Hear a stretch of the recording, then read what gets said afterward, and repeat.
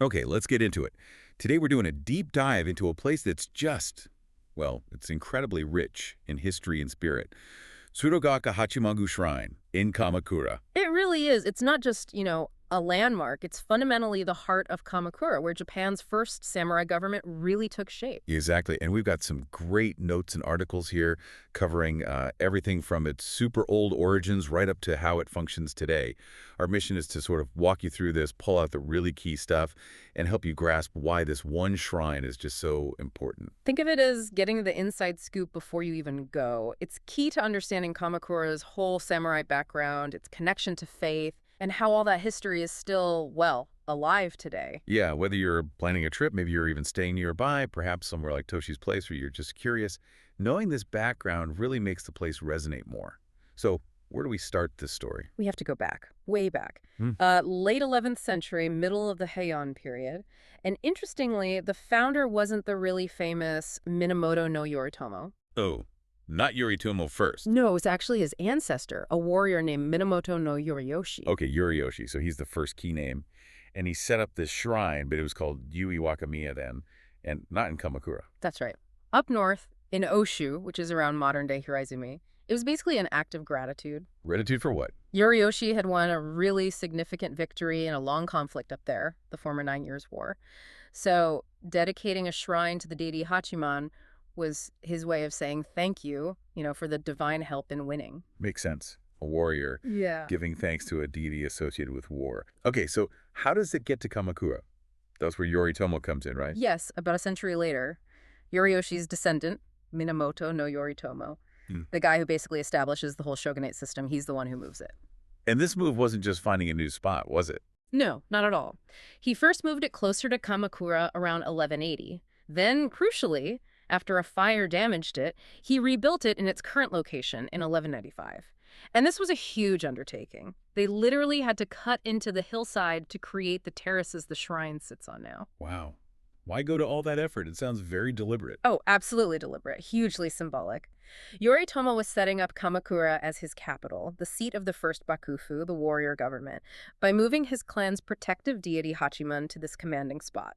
He was making a statement. A massive statement. He was basically saying, this is the new center of power, kind of mirroring how the imperial palace was the center of Kyoto. He was putting his family deity, and by extension his government, right at the heart of the city, physically and spiritually.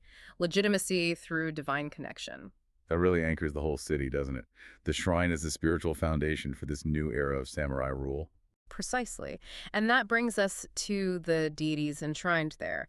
It's primarily Emperor Ujin, who is worshipped as Hachiman, his mother Empress Jingu, and another deity called Himegami. Together, they're known as Hachiman. And given the founders, Yoriyoshi and Yoritomo, I assume the main blessing people sought was victory.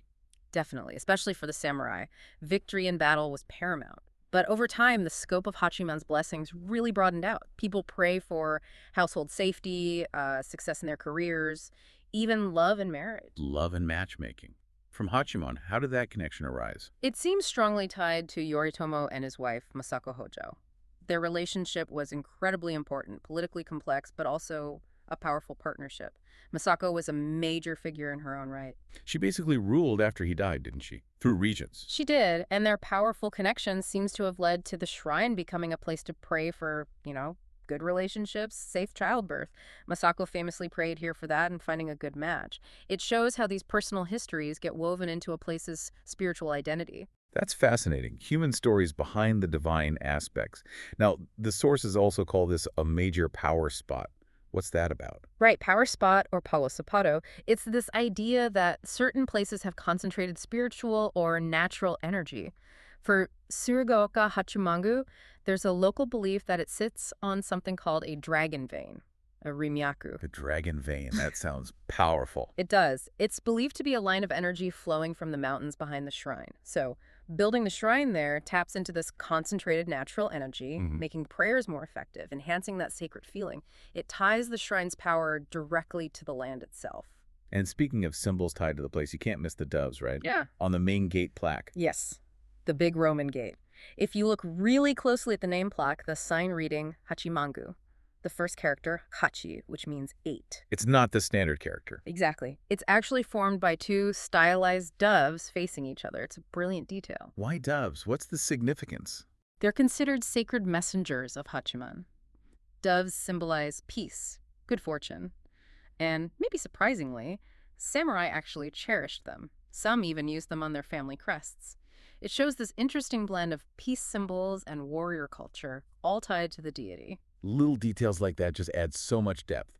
Okay, so once you're actually on the grounds past that gate, you see the big stone staircase leading up. Right, up to the main hall, the Hongu. And down near the bottom of the stairs, off to the right, there's the Wakamiya or Shimomiya. It's an auxiliary shrine. And that layout main shrine up high, secondary one lower down, that's old. Very old. Dates right back to the Kamakura period. It's part of the original plan, showing that tiered structure was intended from early on. So the buildings themselves tell a story. And there are other smaller shrines dotted around too, each with a specific focus. Yes, exactly. They add more layers for visitors. Like, behind the main Hongu, there's Shirahata Shrine. Shirahata means white flag. The banner of the Minamoto clan. Precisely. So this shrine honors Yoritomo himself and his son Sanetomo, the third shogun. People often pray there for success, like academic success, passing exams, or winning competitions. Sort of a modern take on the original idea of victory. A nice evolution. And what about the Masako stone? I read about that. Yes, the Masako stone. It's connected to Yoritomo's wife, Masako Hojo. You find it on an island in the Genji Pond, behind a little shrine to Benzaiten there.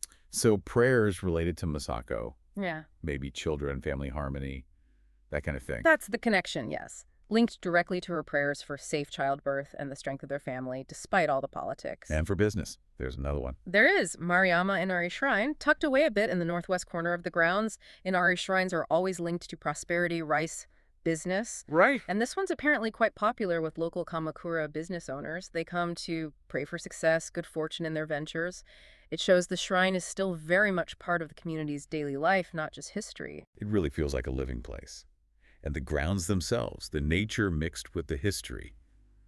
The ginkgo tree comes to mind. Oh, the ginkgo. You absolutely have to talk about the ginkgo. For over 1,000 years, this enormous tree stood right beside the main staircase. It saw everything. Just imagine the history it witnessed. Yeah.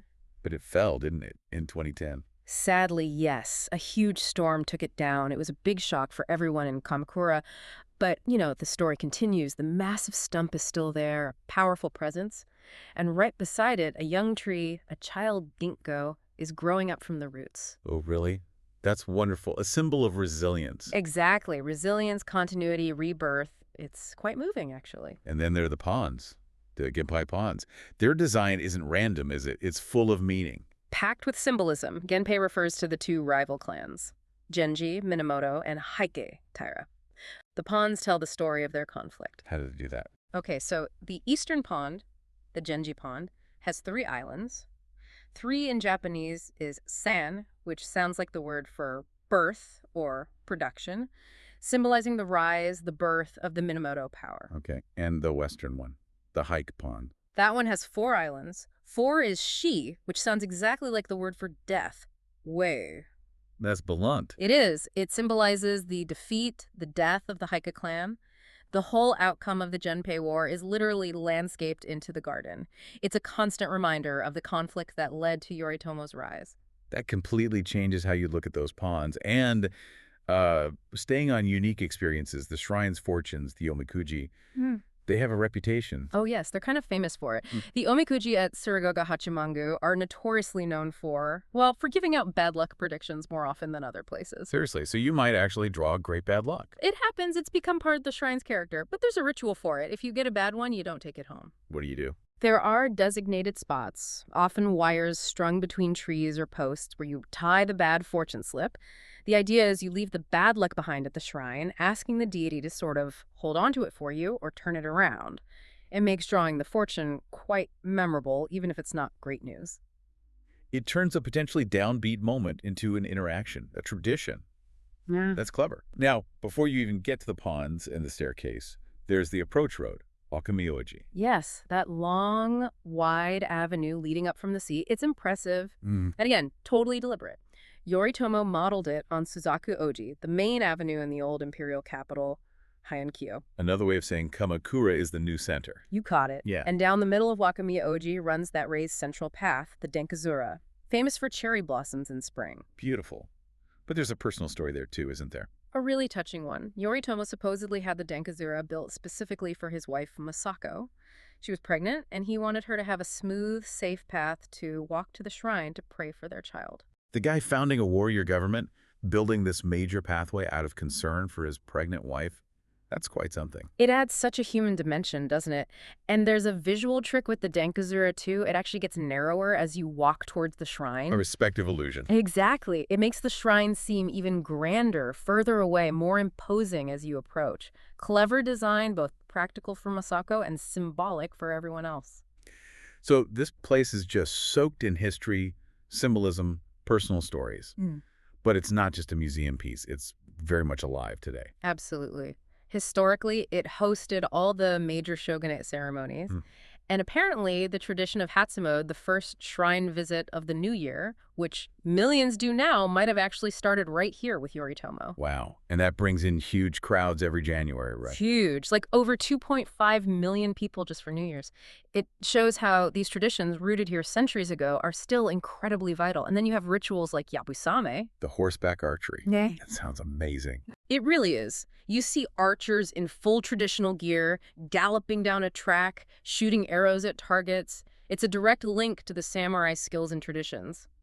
Yoritomo started it here, supposedly as a prayer for peace. They still do it in spring and September. Incredible to see that connection live. Yeah. And the Summer Bonbori Festival. Oh, that's beautiful, too. Thousands of paper lanterns light up the grounds at night. It creates this totally magical, different atmosphere, shows the shrine's role in seasonal celebrations, too. But it wasn't all peaceful ceremonies. There was serious political drama here, too. Oh, definitely. The sources mention a really shocking event. The assassination of the third shogun, Minamoto no Senatomo, Yoritomo's own son. Assassinated right there, on the shrine grounds. Right on the stone steps in 1219, by his own nephew, who was actually a priest at the shrine. It happened right after a major ceremony. Talk about drama. That must have sent shockwaves. Immense shockwaves. It threw the shogunate into turmoil and ultimately led to the Hojo family, Masako's family, cementing their power as regents.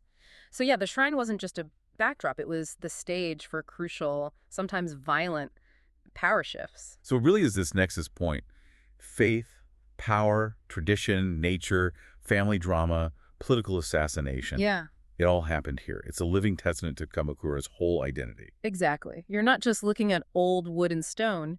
You're standing where a whole era of Japanese history was shaped, and you can still feel the echoes. Which brings us back to you, the visitor. Yeah. If you're in Kamakura, knowing all this, it changes everything when you walk onto those grounds. Totally transforms it. Walking the Denkazura, thinking of Masako, seeing the ponds, and knowing the Genji hike story, looking at the ginkgo stump and the new growth, finding the little shrines, even getting a bad luck omikuji, it makes it so much richer than just sightseeing. And that practical tip from the sources. Yeah. It opens early, around 6 a.m. Yeah, an early morning visit is fantastic. It's quiet, peaceful. You can really feel the atmosphere, that sense of history, maybe even that power spot energy people talk about. Yes. Especially if you're staying locally, like at Toshi's place, getting there before the main crowds is a great idea. Knowing about Yoriyoshi's original prayer, Yoritomo's vision, Masako's influence, the pond symbolism, the ginkgo's resilience, the assassination, it's like having invisible layers revealed as you walk around. It turns your visit into a real connection with the past. So thinking about this incredible mix, the historical drama, the deep spiritual beliefs like dragon veins, the way nature itself tells stories here, what does the enduring power of Tsurugaoka Hachimangu really tell us about how power, faith, and the landscape itself are intertwined in Japanese history? And maybe, why do these ancient places still mean so much to so many people today?